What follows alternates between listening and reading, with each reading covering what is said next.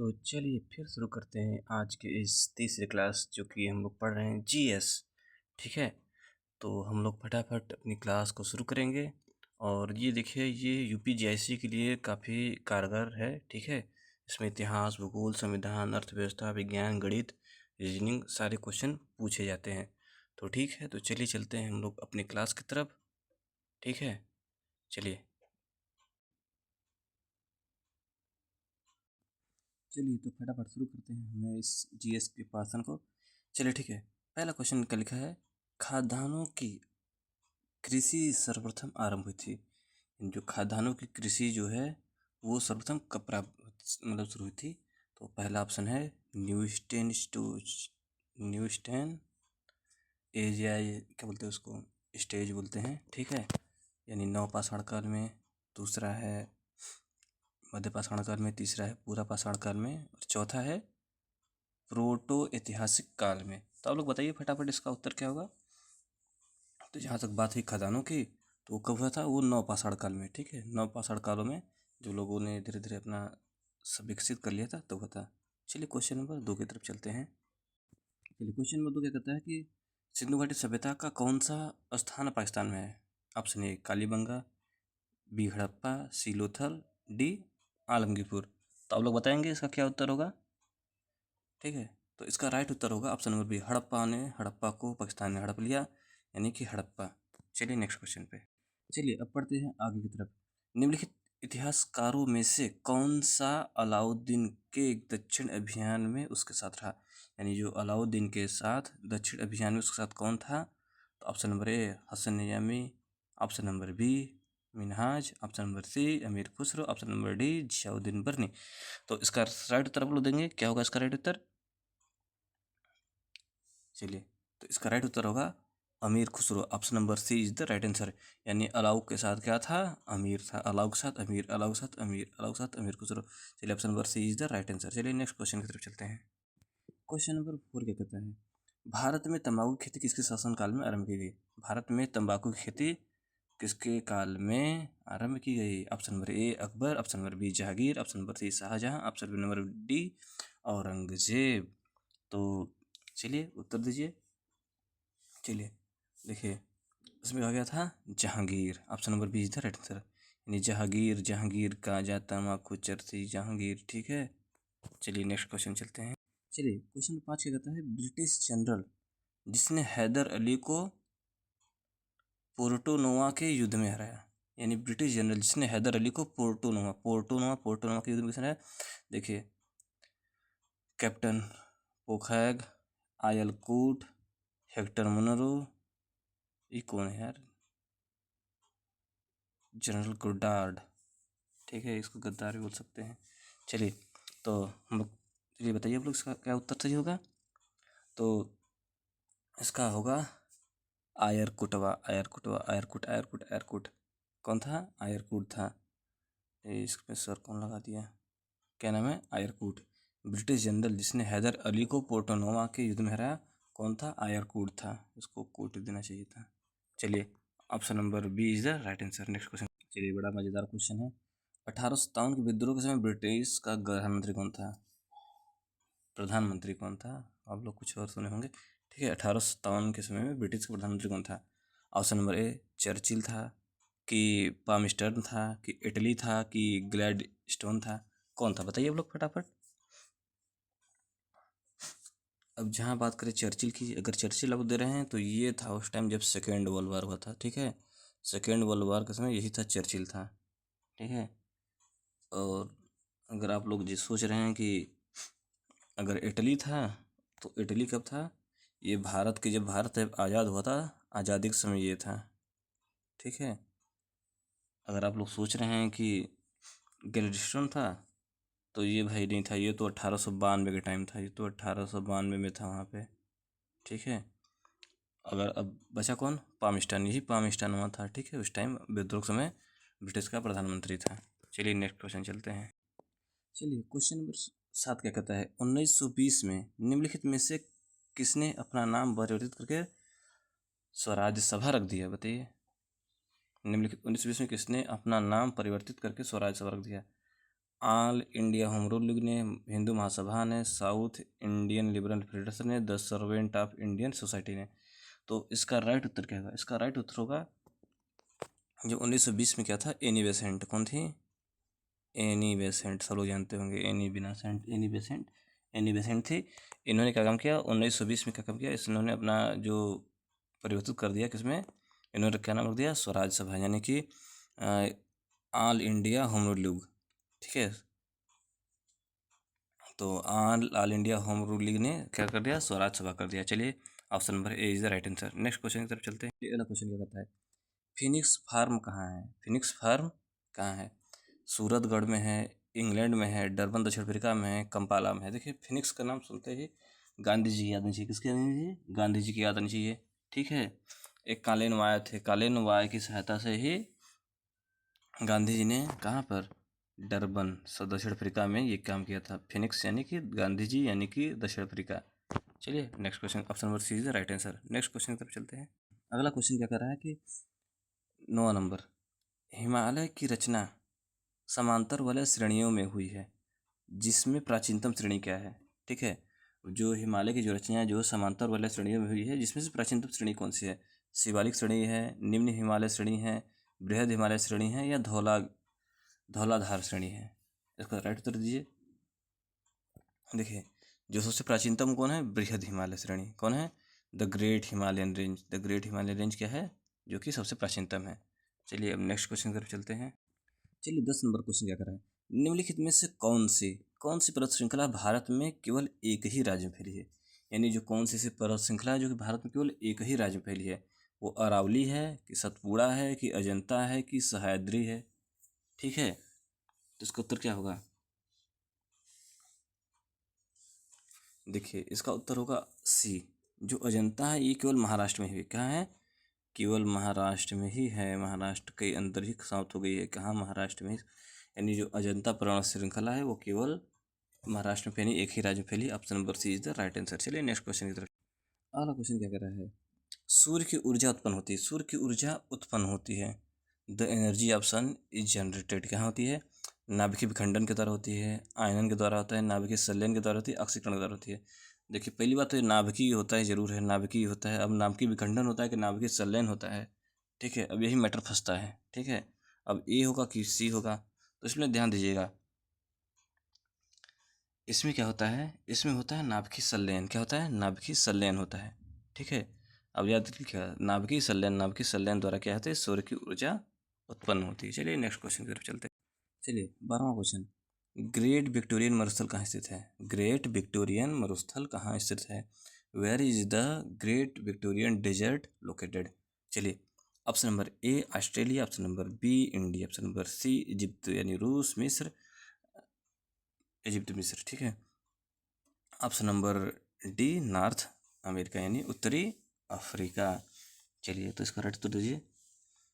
तो जो great Victorian मरुस्थल ये कहाँ पर है? ये है ऑस्ट्रेलिया में। कहाँ पर है? ऑस्ट्रेलिया, यानी option number A is the right answer. चलिए, नेक्स्ट क्वेश्चन की तरफ चलते हैं। चलिए, अगला क्वेश्चन, क्वेश्चन नंबर 13, किस अधिनियम के द्वारा कलकत्ता में सुप्रीम कोर्ट की स्थापना की गई? यानी कि किस अधिनियम के द्वारा कलकत्ता में सुप्रीम कोर्ट की स्थापना की गई? तो ऑप्शन नंबर ए है रेगुलेटिंग एक्ट 1773। ठीक है, ऑप्शन नंबर बी है भारतीय परिषद अधिनियम 1861। ऑप्शन नंबर सी भारत सरकार अधिनियम 1935। Option number D Indian constitution यानी कि भारत संविधान 1950। तो उसका राइट उत्तर दीजिए, कौन सा इसका राइट उत्तर होगा? चलिए, तो देखिए, जो ये है इसका उत्तर है, ये होगा जो कि 1972 में लाया गया। ठीक है, ठीक है, 1972 में कोई हुआ होगा विचार विचार, तो उसमें क्या हुआ था? 1973 में यह रेगुलेटिंग एक्ट पारित किया गया, यानी रेगुलेटिंग एक्ट 1900, अरे सॉरी 1800, सॉरी यार 1773 होगा ना। आप लोग भी थोड़ा ध्यान दीजिए, 1773। ठीक है, जो कलकत्ता की सुप्रीम कोर्ट की स्थापना कब की गई थी? 1773, रेगुलेटिंग एक्ट। चलिए, नेक्स्ट क्वेश्चन की तरफ चलते हैं। चलिए, क्वेश्चन नंबर 14 में आता है, भाषाई आधार पर राज्यों का पुनर्गठन कब किया गया? यानी भाषाई आधार पर राज्यों का पुनर्गठन कब किया गया था? तो 1956 में, 1960 में, 1962 में, 1978 में। तो राइट उत्तर क्या होगा? इसका राइट उत्तर होगा 1 नवंबर। 1 नवंबर NOV 1 नवंबर 1956, यानी option number A is the right answer. चलिए नेक्स्ट क्वेश्चन की तरफ चलते हैं। चलिए क्वेश्चन नंबर 15 क्या कहता है, मौलिक अधिकार फंडामेंटल राइट्स कभी भी निलंबित नहीं किए सकते, प्रधानमंत्री के निर्देश से निलंबित हो सकते हैं, राष्ट्रपति की इच्छा पर निलंबित कर सकते हैं, या आपातकालीन स्थितियों में निलंबित किए जा सकते हैं। तो मौलिक अधिकार कब निलंबित हो सकता है भाई, बताइए आप लोग। तो जो हमारा फंडामेंटल राइट है वो क्या है, आपातकालीन स्थितियों में निलंबित किया जा सकता है, यानी option number D is the right answer. चलिए नेक्स्ट क्वेश्चन की तरफ चलते हैं। अगला क्वेश्चन क्या कहता है, 16 नंबर, भारत राजनीतिक व्यवस्था में कार्यपालिका के अधीन रहकर कार्य करती है। यानी जो भारत की राजनीतिक व्यवस्था है वो कार्यपालिका के, कौन सी कार्यपालिका के अधीन कार्य करती है। तो जो हमारी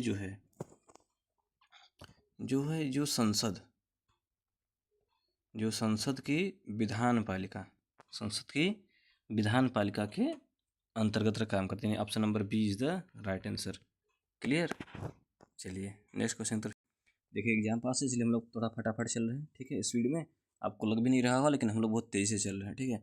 चलिए, आकस्मिक निधि को राष्ट्रपति कैसे व्यय कर सकता है। यानी जो आकस्मिक निधि है, ठीक है, यानी जो इमरजेंसी फंड है, ठीक है, जिसको कॉन्टीजेंसी लिखा है, ठीक, कॉन्टीजेंसी फंड को, आकस्मिक निधि को राष्ट्रपति कैसे कर सकता है, राष्ट्रीय संकट के समय, संसदीय स्वीकृति के बाद, संसद की स्वीकृति के पूर्व, ये नहीं व्यय कर सकता। ठीक है, जो राष्ट्रपति क्या है, राष्ट्रपति जो संसद की स्वीकृति से पहले ही इसको व्यय कर सकता है, ठीक, उसको अधिकार दिया गया है व्यय करना है, लेकिन व्यय करने के बाद बताना है, व्यय करने के बाद में बताना भी है, ठीक है। यानी कि option number C is the right answer. 17 का option number C is the right. चलिए क्वेश्चन क्या कर रहा है कि मानवीय गरीबी सूचकांक किस वर्ष में विकसित किया गया। यानी मानव गरीबी सूचकांक कौन से वर्ष में है, 91, 95, 97, 2001। चलिए ठीक है। तो देखिए मानवीय जो सूचकांक है वो विकसित किया गया 1997 में। कब किया गया था, 1997।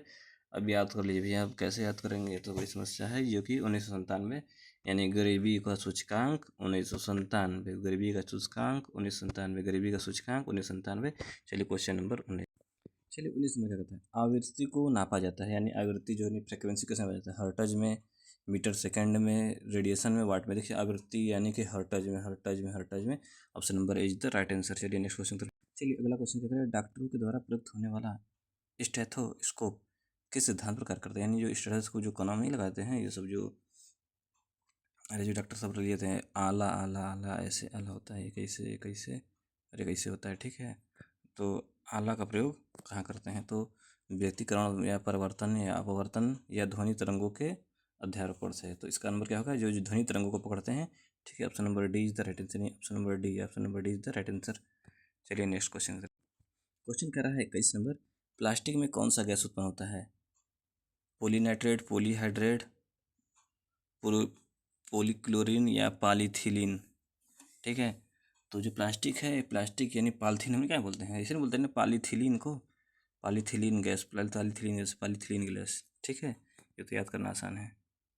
चलिए अगला क्वेश्चन, मस्तिष्क जिम्मेदार है, यानी कि अब दिमाग कहाँ जिम्मेदार है, जो ब्रेन है किस लिए जिम्मेदार है, सोचने के लिए जिम्मेदार है, हृदय गति को नियंत्रण करने के जिम्मेदार है, कि शरीर को संतुलन करने के लिए जिम्मेदार है, कि तीनों के लिए जिम्मेदार है, ठीक है। तो भाई दिमाग है वो तो चाहे तो सबको नियंत्रित वही करता है। तो option number D is the right answer. नहीं, सब कुछ नियंत्रित करता है दिमाग, यानी डी। चलिए ऑप्शन नंबर नेक्स्ट, यानी क्वेश्चन नंबर। चलिए अगला क्वेश्चन तो कहते हैं, विश्व पर्यावरण की सुविधा का आरंभ हुआ। विश्व पर्यावरण सुविधा का आरंभ कब हुआ था, 1985, 1989, 1991, 1994। तो ये कब शुरू हुआ था, ये शुरू हुआ था 1991। जो इकोनॉमिक्स वाले होंगे वो उदारीकरण मंदीकरण जो देख रहे हैं, ठीक है, ये एलपीजी के टाइम में, ठीक है, तो ध्यान दीजिएगा, ये तो आराम से याद कर लेंगे, पर्यावरणीय सुविधा। चलिए 24वां क्वेश्चन करते हैं, किस विघट नाभिक प्रदूषक ने हाल ही में जनता का ध्यान आकर्षित किया है, जो भवन निर्माण सामग्री में विद्यमान होता है। यानी किस विघटन नाभिक प्रदूषक ने हाल में ही जनता का ध्यान आकर्षित किया गया है, यानी कि जो विघट नाभिक प्रदूषक है, ठीक है, जो क्या होता है भवन निर्माण, इसको बोलते हैं प्लूटोनियम, थोरियम, रेडान, रेडियम। ठीक है, इसका क्या होगा, रेड उत्तर क्या होगा, रेड उत्तर क्या होगा, thorium. Thorium thorium thorium thorium जो कि क्या है, प्रदूषक है, प्रदूषक है, विकट नाम की प्रदूषक है। चलिए आते हैं नेक्स्ट क्वेश्चन की तरफ। इसमें कहा क्या रहा है, देखिए ध्यान से। 5 संख्या है जिनका औसत 105 है था, उसमें पहली संख्या अन्य 4 संख्याओं का योग का 2/5 गुना है। ठीक है, यानी जिनकी जो है यानी संख्या है। ठीक है, चलिए इसके लिए थोड़ा सा एक रफ पेज लेते हैं। चलिए इसको हम लोग ध्यान से समझेंगे। ठीक है, इसमें क्या है, जो 5 संख्या हैं, ठीक है, उनका औसत क्या है, 5 संख्या जिनका औसत 105 है, यानी कि 5 गुणित 104, यानी औसत को ही बोलते हैं। ठीक है, ये कितना हो जाएगा, 105 है ना जी।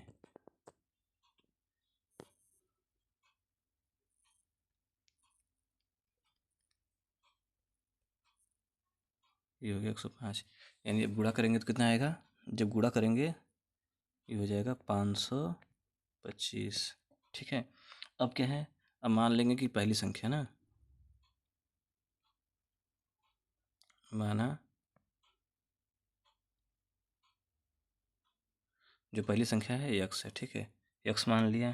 ठीक है, तो अब क्या हो जाएगा यक्स बराबर हो जाएगा आपका, यानी कि अब उसमें से क्या करेंगे, जो 4 संख्याओं क्या है उसका कितना है, 2/5 है, तो इसमें कर देंगे 525 माइनस यक्स।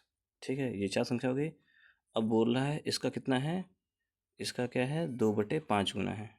ठीक है, इसका क्या है, 2/5 गुना। ठीक है, यानी इसने क्या बोला, क्वेश्चन में क्या है कि जो पहली संख्या, यानी जो पहली संख्या है अन्य का, यानी एक संख्या क्या है, इसका क्या है, जो 4 संख्याओं का योग क्या है, 2/5 गुना है। यानी कि जो 4 संख्या का योग, उसमें से एक संख्या घटा दिए, अब क्या है, यानी उसका 2/5 गुना है, तो उसमें से गुणा कर दिए। क्लियर, अब जब करेंगे तो ये आ गया, इधर आ गया, जब 5 इधर आ जाएगा तो ये हो गया 5x। ठीक है, 5x बराबर, अब उसमें से जब हम लोग जोड़ घटाव करेंगे तो जब 2 से उसमें गुणा कर देंगे ऊपर, तो ये हो जाएगा 1050 हो जाएगा, माइनस 2x हो जाएगा। तो पेन में नहीं चल रहा है। ठीक है, ये क्या हो जाएगा, बीच में क्या है, बीच में -2x। अब ये 2x है, 2x जाएगा, ये यहाँ जाएगा, इस पर जाएगा, तो ये घटेगा, यानी 3x। 3x ये क्या है, माइनस में है ना जी, जब माइनस में तो जाएगा इधर 7 हो जाएगा ना, ये हो जाएगा 7x।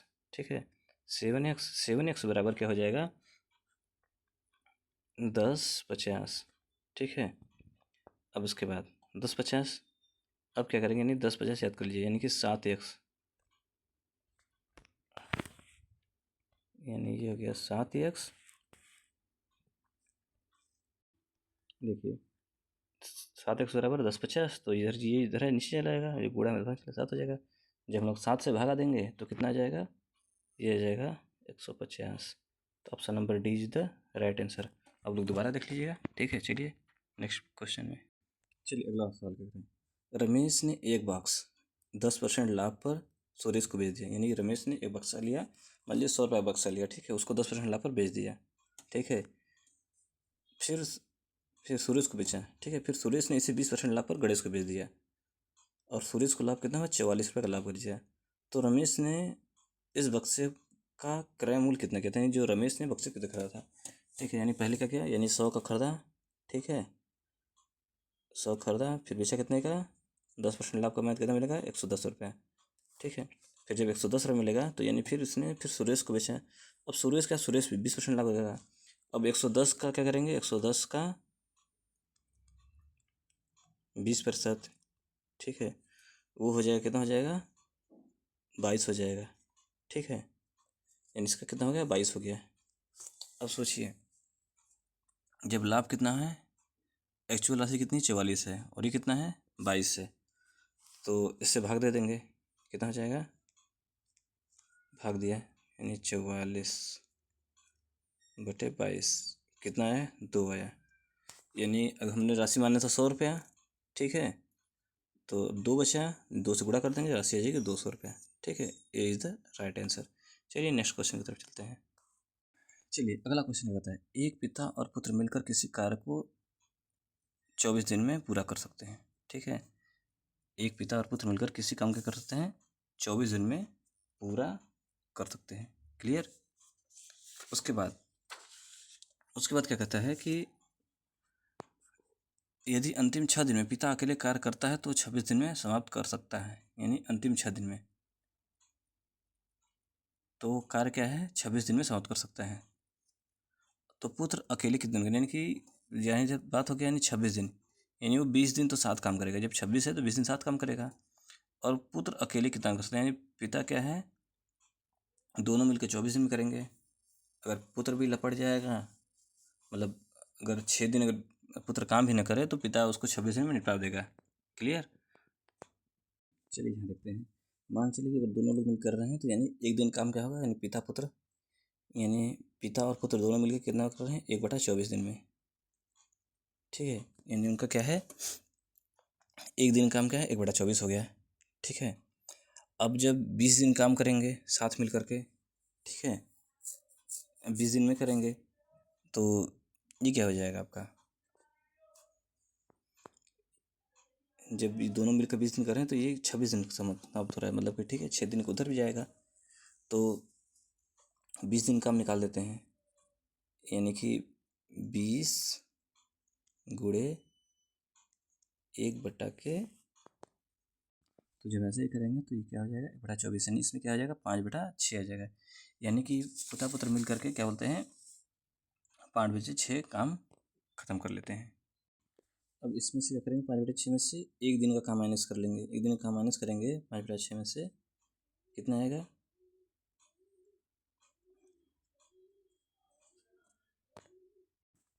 तो यानी जो हम उसमें से जो पूरा काम था उसको एक मान लिया, तो एक काम में से क्या होता है, पिता काम घटा दिया। जब पिता काम घटाया तो कितना काम बचा, यानी 20, जो पिता पुत्र ने जो 20 दिन काम किया था उसको मैंने घटा दिया।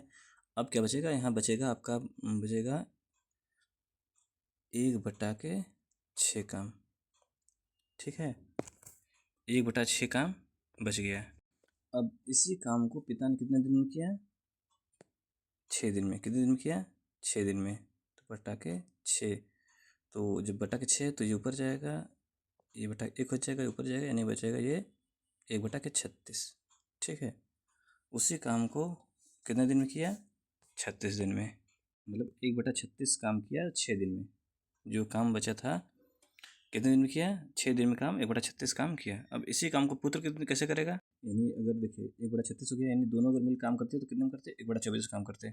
ठीक है, यानी कि 1/24 माइनस 1/36, जब ये करेंगे तो आएगा 1/72। ठीक है, यानी 72 इज द राइट आंसर। ठीक है, चलिए नेक्स्ट क्वेश्चन तरफ चलते हैं। चलिए नीचे दिया है समय दूरी का। ठीक है, इसमें विकल्प में दिया गया है कि नीचे दी गई गति में से सबसे तेज कौन कार चल रही है। ठीक है, सब देखिए इसका थोड़ा अच्छा फार्मूला है। ठीक है, इस सब लोग फार्मूले को थोड़ा ध्यान देंगे। अगर अगर दूरी को जैसे कि बदलना है, ठीक है, मीटर प्रति सेकंड, ठीक है, मीटर प्रति सेकंड में अगर किलोमीटर में बदलना है जिससे, तो ये ऑप्शन क्या दिया है, ऑप्शन नंबर ए दिया है 90 किलोमीटर आवर्स, ये 25 मीटर प्रति सेकंड दिया है, ये 150 मीटर प्रति मिनट दिया है, और ये 18 किलोमीटर प्रति हावर्स दिया है। ठीक है, तो हम सबको क्या करेंगे, चेंज करेंगे। ठीक है, तो जब चेंज, ये देखिए ये तो 90 पहले ही नहीं होगा, ये 90 100 से तेज है इसमें से।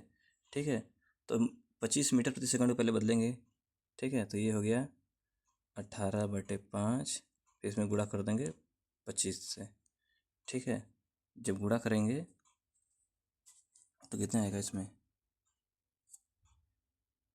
तो ये 5 से कट जाएगा, 5 से कटा। ठीक है, कितना आएगा इसका,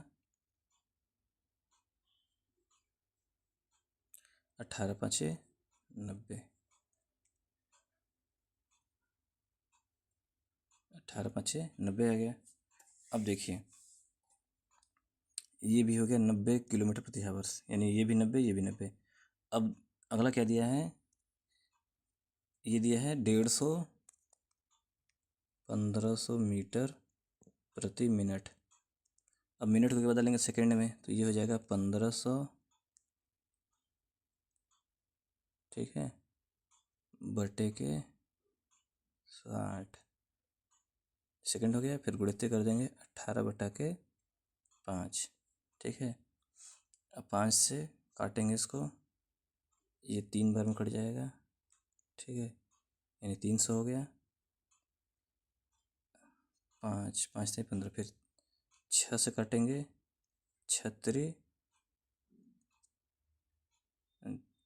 6 5 30, यानी कितना आ जाएगा, 5 बार में ये कट जाएगा। तो फिर 18 5 90, यानी सब 90 90 है, ठीक है, बाकी यही 100 किलोमीटर है, ठीक है। ऐसे क्वेश्चन भरमाने के लिए दे देते हैं। Option number D is the right answer.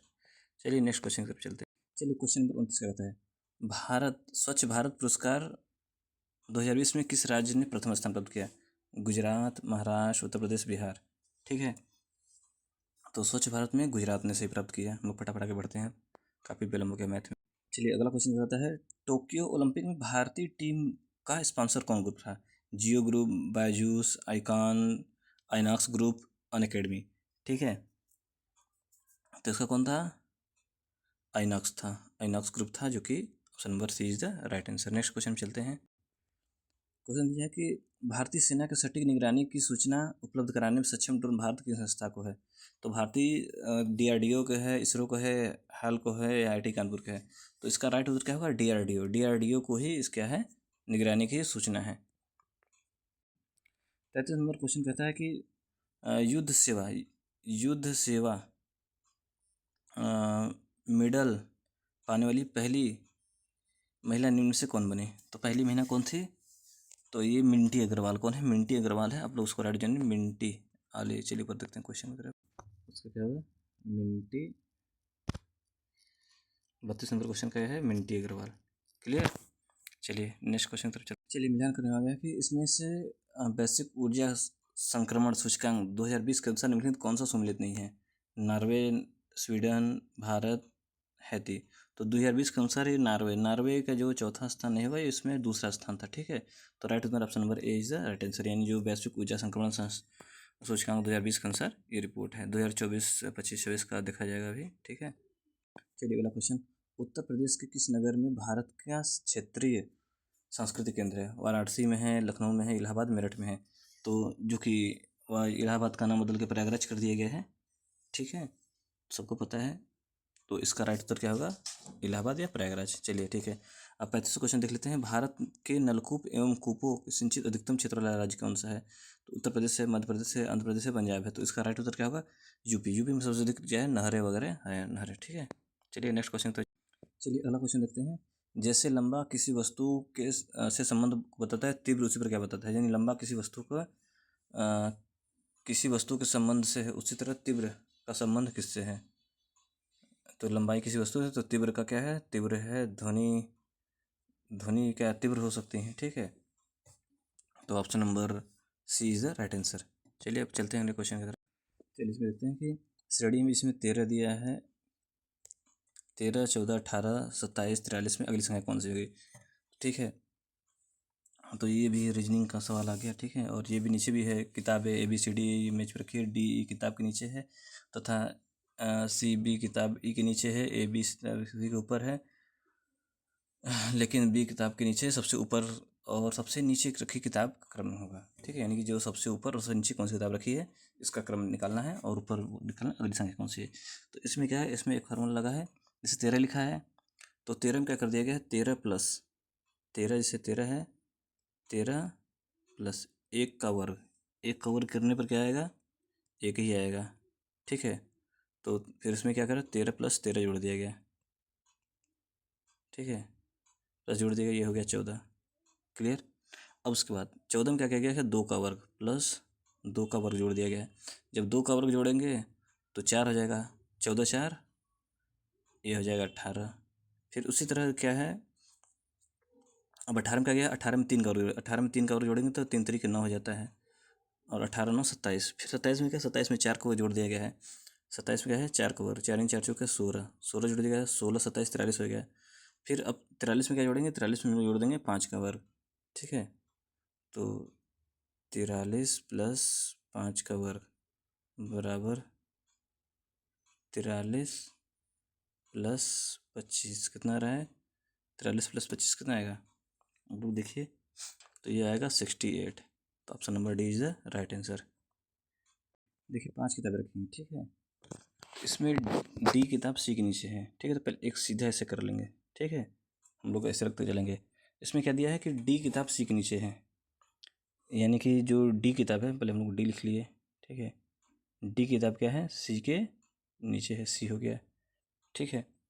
अब उसके बाद एक किताब सी के ऊपर है, यानी सी के ऊपर क्या रखना, ए को रख लिया, ठीक है। अब उसके बाद लेकिन लेकिन बी के नीचे है, सी के ऊपर है लेकिन बी के नीचे है, यानी बी लिख लिया, ऊपर क्या हो गया, बी हो गया। अब उसके बाद क्या बोल रहा है, तो सबसे ऊपर सबसे नीचे क्या है, सबसे ऊपर सबसे नीचे क्या है, ठीक है। इसमें क्या है कि बी किताब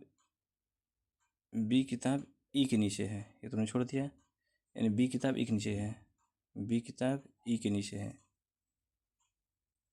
यानी बी किताब है ई के नीचे है, यानी ई क्या होगा, ई सबसे ऊपर होगा, ई क्या होगा, सबसे ऊपर होगा, फिर बी होगा, फिर ए होगा, फिर सी, फिर डी। तो इसमें पूछ क्या रहा है कि सबसे नीचे रखी गई किताब, सबसे ऊपर सबसे नीचे, सबसे नीचे क्या है, सबसे नीचे डी होगा और सबसे ऊपर ई होगा। तो सबसे ऊपर ई हो गया और सबसे नीचे D, option number B is the right answer. चलिए नेक्स्ट क्वेश्चन की तरफ चलते हैं। हमें लगा था हम आधे घंटे में खत्म कर देंगे, लेकिन फिर भी ये थोड़ा बहुत चला जाता है, सवाल में थोड़ा सा टाइम हो जाते हैं। चलिए इसमें देखते हैं 39 क्वेश्चन। संघाई सहयोग संगठन के शासनाध्यक्षों का 19वां नियमित शिखर सम्मेलन 30 नवंबर 2020 को वर्चुअल बैठक में भारत को प्रतिनिधित्व किसके द्वारा किया गया, यानी जो भारत का जो प्रतिनिधित्व किया वो किसने किया था। तो इसका राइट उत्तर क्या होगा, option number A Narendra Modi, option number B Venkaiah Naidu, option number C Ramnath Kovind, option number D S Jaishankar. तो इसका राइट उत्तर दीजिए फटाफट। तो इसका राइट उत्तर क्या होगा, इसका राइट उत्तर होगा वेंकैया नायडू, वेंकैया नायडू जी ने इसका प्रतिनिधित्व किया था। चलिए आज का अंतिम सवाल, यानी आज में 40 क्वेश्चन हमने पूरा कर लिया, और कल इकोनॉमिक्स की सीरीज करेंगे। चलिए चलते हैं, तो क्वेश्चन पढ़ते हैं। नवंबर 2020 में अंतर्राष्ट्रीय समुद्री संगठन IMO की समुद्री सुरक्षा समिति ने किस देश के क्षेत्रीय नेविगेशन को मान्यता दी, यानी नवंबर जो 2020 में अंतर्राष्ट्रीय समुद्री संगठन IMO की समुद्री सुरक्षा समिति ने किस देश के क्षेत्रीय नेविगेशन को मान्यता दी। भारत को दी, जापान को दी, ऑस्ट्रेलिया को दी, जर्मनी को दी। तो इसका राइट उत्तर क्या होगा, भारत, ठीक है। तो इसी के साथ हमारा जो ये क्वेश्चन क्या है यही पर समाप्त हुआ, ठीक है। तो आप लोग बताइए कैसा क्लास कैसा लगा, और फटाफट फॉलो करिए, शेयर कीजिए, ठीक है, ताकि हम लोग और जुड़े रहें आपस में। तो चलिए जी इसका समाप्त हुआ, और क्या बोलते हैं, ठीक है, फिर बाय बाय।